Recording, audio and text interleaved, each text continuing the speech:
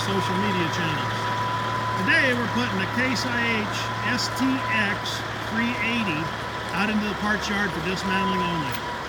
That tractor's got the 12.9 Iveco motor in it and brand new set of rubber all the way around with duals, 46-inch rubber, and that old girl had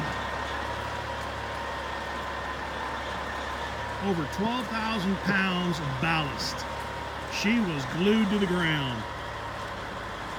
Bunch of wheel weights, 12 wheel weights, all the front weights. She was loaded up. And there she goes, out to tractor heaven.